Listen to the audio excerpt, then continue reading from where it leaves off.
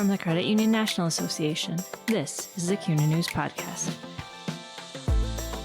Credit union people, credit union ideas.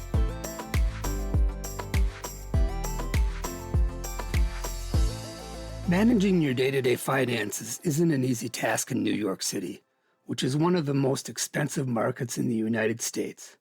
As President and CEO of New York University Federal Credit Union, Mira Ness has made it her mission to see that her members, mostly blue-collar workers serving the university community, have a chance to get ahead financially and realize the dreams that New York City holds for so many. I'm Ron Jose, Senior Editor with CUNA News. For her efforts, New York University Federal Credit Union was one of 6 credit unions recognized with the Benefits of Membership Award presented at the recently held CUNA Finance Council Conference. This award honors those credit unions that stand out in terms of providing financial benefits to their members in the form of lower rates, higher than average deposit yields, and fewer or lower fees compared with other credit unions. But Mira Ness also takes a very hands-on approach in developing programs that help her members plan for future financial success. In this interview, we take a deep dive into the workings of those programs and the philosophies that drive them. First, let's talk about your background, Mira. How did you become involved with credit unions? So I have a very extensive experience in banking. I was working in the investment banking and they decided to move my department to Florida. And I find out that there's a credit unions and start applying for a job and they decided to hire me. Since then, I fell in love with credit union mission. I've been right now about 20 years in the credit union industry and I love it. Yeah, it's hard not to. And that's stories like yours are so common. People get involved and they fall in love with it. They're all a little different, so it's fun to talk to people and learn how they came into the business. So, New York University Credit Union, tell us about your membership. New York University Credit Union was created in 1982. So we just celebrated our 40th anniversary last year. The members of the credit union, mainly blue-collar workers at NYU. Everybody thinks it's New York University, New York City, it's a very rich university, but we are low-income credit union. Our members are cleaning personnel, security guards, technicians, mostly. Obviously, we do have also students, we have a faculty, we have alumni, but we are low-income, and majority of our members are minorities, Black and Hispanic. I suppose service people, just people that are trying to get by every day. Absolutely. You're living in essentially the banking capital of the world. How hard is it to compete in that sense? You know, there is 2 things. It's hard and not so hard. So the one thing that our members, most of them cannot get services that we provide at the banking system. For example, for the last about year, we have a new project with offering banking to incarcerated students at NYU. The banks don't open accounts for them. Forget about the lending services to them. So we offer to them, and obviously they're very grateful. And also with increased cost of living and inflations going on right now and higher interest rates in the market, our members, when they go to the bank, they get declined. And speaking of which, maybe it's a little bit side story, when we offered paycheck protection loans a few years ago, every loan that we offered was less than $300,000. Most of the majority was less than $10,000 because the small businesses, or maybe less than $25,000, small businesses, they applying at the bank and nobody was getting back to them. Our members, usually it's very hard for them to get product and services at the bank at affordable rate and less fees. So we serve unique niche of low-income members. Obviously, just in one block where our credit union located, we have a Citibank, Chase Bank, TD Bank, and Bank of America right next to us. But our members come to us. That kind of brings me to my next question, because you said you fell in love with credit unions, but I think your credit union members also fell in love with you because One of the reasons they come to you is because these are people that are working to get by, but you work directly with them on budgeting. You're very hands-on, and that's what these big financial institutions just aren't interested in doing that. Do you want to talk a little bit about what you do and how you work with your members on budgeting? Absolutely. I always tell the young professionals at the crediting industry, including our team, listen to the member. We all want to have more loans. We all want to sell our loans. We all want to make money. But you can't tell them, I have this loan, take it. I have this loan, take it. You have to see what their needs are, what they need. So you have to listen to them and you have to ask. So a few years ago, I noticed many times members call me, they make appointment, they want to buy a property, and there is no way they can qualify for it. Or they have a very little down payment, so they have to pay PMI. So we sit down with them. Every member at the credit union, they are financial counselor, certified financial counselor. And we have 2 certified housing counselors. I'm one of them. So we sit down, we pull their credit report, and we review. And besides the credit report, there is lots of other expenses. What's your telephone cost? Do you have a cable TV? How much you pay rent? So we put all of the expenses. Sometimes people say, well, I pay my mom's phone. Or I help my mom pay her rent and I give her $300 per month. So we put all of those things in the budget and we work with them. And we created, because of the need, we created mortgage preparedness loan. You can do up to $50,000 unsecured loan, put all your expenses, all your outstanding debt into one loan and create one payment, loan payment. And you're also creating cash flow for yourself and you can start saving for down payment. But these are only for people who are planning to buy something up to $50,000. Then they can afford a lot more. Or we can offer bill consolidation. We consolidate your outstanding bills and we will help you to pay. Some people get paid weekly. Some get paid bi-weekly or monthly. So we say, you don't have to pay one loan payment per month. We can set up weekly payment of this much from every paycheck or bi-weekly payment of this much from every paycheck. So we try to help them. And the fact that we start working with incarcerated students also came from listening. At one of the NYU events, and one student said he cannot open an account anywhere and the banks were not opening for him account. That's how we start offering them accounts for incarcerated students. Listen to members and emerge into credit union's mission. Our mission is to help, not to sell the loans. The loans come secondary. And develop trust. The moment you develop trust with the member, when they know you're trying to help them, then everything else falls into place. It's so true. But as far as falling into place, you really help your members get to that point of obtaining a mortgage. Can you talk a little bit more about that first-time mortgage program? Sure. We created first-time mortgage program. So we send out emails to our members saying, if you're planning to buy something, even if you start thinking about buying something in the future, you have to start right now thinking about how I can rearrange my finances to put myself into the right path. So we schedule appointments with them. Right now, most of them are through Zoom. So then we review their outstanding debt. As I said, we create budget for them. And sometimes they say, well, I don't have anything for down payment, or I have only 5% as of right now, and I'm planning to save a lot more. So we help them to save at least 10% for down payment. And we created another product called down payment assistance loan. So if you have a 10%, we will give you 10% down payment assistance loan for your down payment. So then you can avoid paying PMI, private mortgage insurance. It's a lot for you if your salary is not 6 figures or large 6 figures. So it creates cash flow for yourself. And another thing that we help them to save for down payment assistance loan, for down payment, every credit union has club accounts. Usually they call Christmas Club or Vacation Club. We renamed our club account. We called Dream Club. Then we allow each member to name this account the way they want. Is it your down payment club account? Is it your My Trip to Paris club account? Believe or not, we had one time my Chanel bag account. So people have their dream and they decide for themselves how long I'm going to give myself to save for this.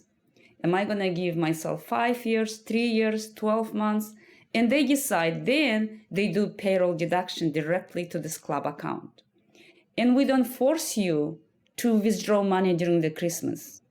If you set up for 3 years, save for 3 years.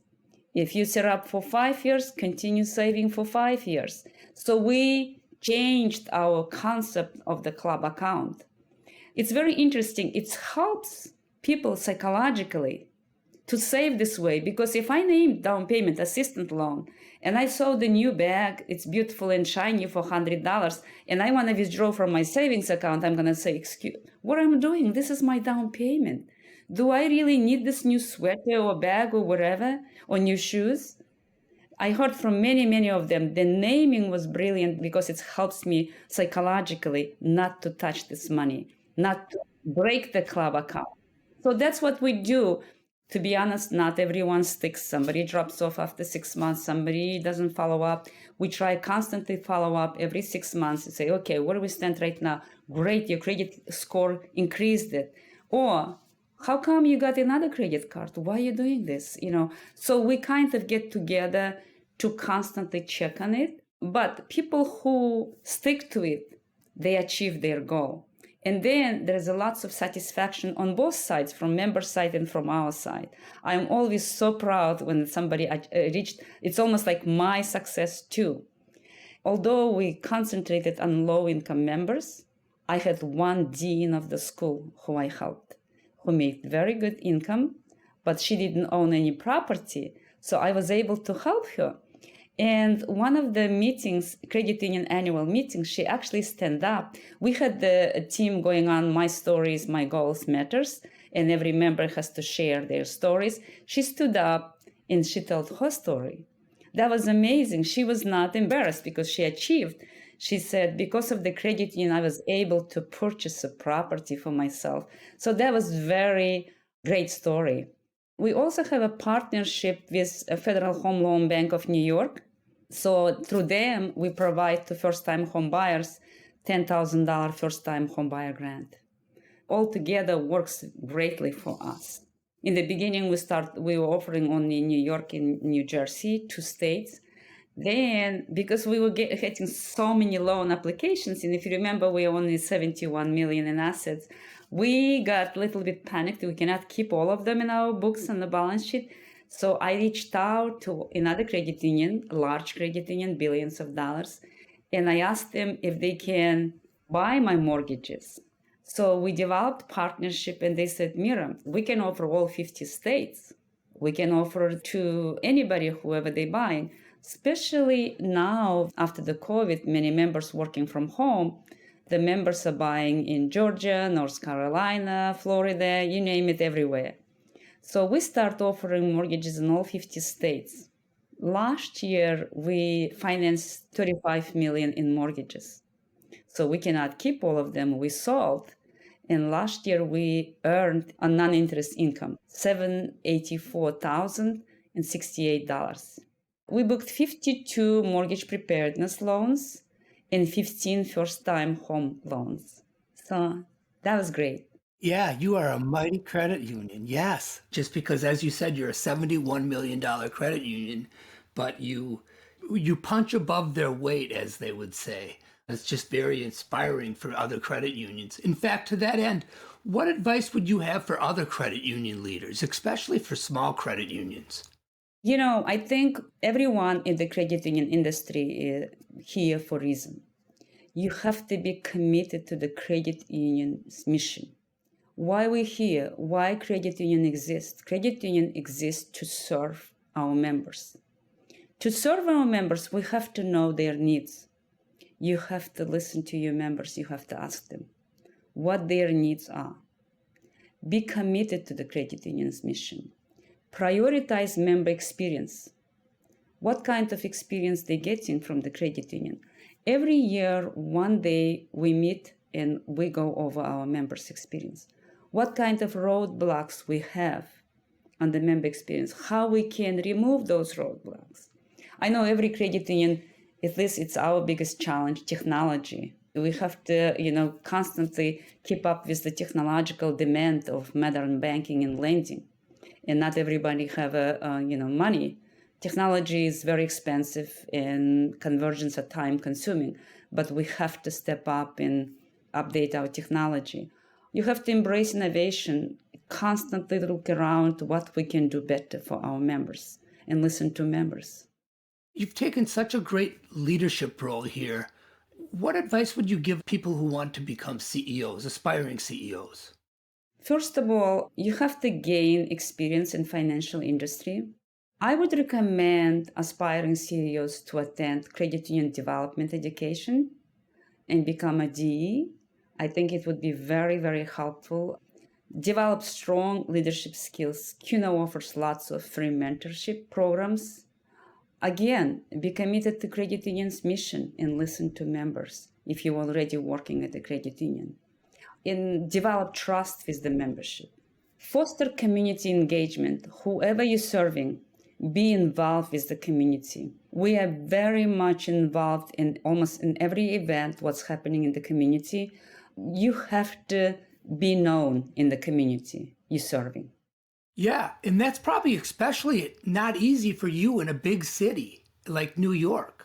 Yeah, but we also do right now with the technology, another biggest thing that we do, tremendous amount of free financial education, Zoom classes. So we do about the closing cost on the mortgages, smart money management, which credit card I should choose, first-time car buyer, first-time home buyer. So we do tremendous amount of financial educations for our members and for different schools at the NYU. Sometimes different departments reach out to us and can you do for us, seminar on the student loans, for example, or do seminar and they give us the subject. We utilize Zoom a lot. And that also creates for us new members. And we get to listen what people at this webinar, what their needs are. You are a wonderful marketer, and I think that's kind of obvious through our previous discussion, but you also do a lot of marketing through email, which in a campus situation like you is the most effective way anyway. Can you tell me about how you market through email, how important that is? Yeah, it's very important to be constantly in touch with your members. Because we are located in New York City, NYU is a very big entity. It has 19 schools and 6 hospitals. So our primarily marketing is the emails. Email, Instagram. So we constantly send emails to our members. Communication, I would say, it's the most important thing. Communication and transparency. We constantly send emails and we send surveys asking people what their needs. As of right now, actually, speaking of marketing, we send out on Monday email to NYU Hispanic community because I noticed the cleaning personnel at NYU, many of the employees, they don't really understand English very much. So I thought maybe there is a need to do seminars in Spanish language and the literature in both languages, English and Spanish. So we send out survey to entire Hispanic members of the NYU community, asking them 15 questions. And some of the members, they have a family members who doesn't have a social security. I heard a story last week about a young lady. So she says she is the only one who has a social security in her family. She came to this country when she was 2 years old. Her parents are illegal. And a few years ago, when Obama implemented DACA, she became a DACA recipient, went to college. Then she started working. The moment she started working, her mom wants the car, her daddy wants the car. They put on her because she has a social security, right? And she has a legal salary. She's receiving salary. Then the parents decided to buy a house and they put the mortgage on her. So family members doesn't have a social security, but they can get ITIN number. And if they can get ITIN number, should we at New York University Credit Union start offering ITIN lending? So we started this project just this Monday. We want to find out if there is a need for it. If there is a need, we want to do some research and bring to the board and say, this is our members and there is a need. They have a family members. And beauty of the credit unions, We don't have to start from scratch. There is many credit unions out there who are already doing that. By listening to the members, we can achieve our goals. So that's what we're doing. And always our marketing is around the members' need. I did have one more question, Mira, just because you're so interesting to talk to. So what do you like to do outside of work? So I do beehiving. I have 2 beehives, and beehiving is such an interesting hobby. I'm never tired to be amazed and watch beehives. The work ethics of the bees, this is phenomenal. You know, the bees, you think they are just flying in and out. They have such a strong discipline and work ethic. Everybody have a job to do, including the queen bee. And queen bee's job is to lay eggs. And if she's not laying enough eggs, the beehive decides to create another queen, and they kill the lazy queen. It is really amazing. The work ethics, it's unbelievable. And they keep beehives extremely clean. And every cell is the same size in a perfect shape. When we do honey extraction, we're actually stealing their food for winter. And we're damaging their cells, and we put back. And after a few days, I look and like nothing happened. Everything is straight and clean. It's really amazing. I love doing beehive. I don't do for commercial reasons. I put in the jars my honey and distribute everybody. In fact, when I do honey extraction, I invite my board and my staff, and we make a party, and my friends, obviously, and we make a party out of it. Thanks for listening to the CUNA News Podcast. Subscribe to the show on Apple Podcasts, Spotify, Google Podcasts, and Stitcher Radio.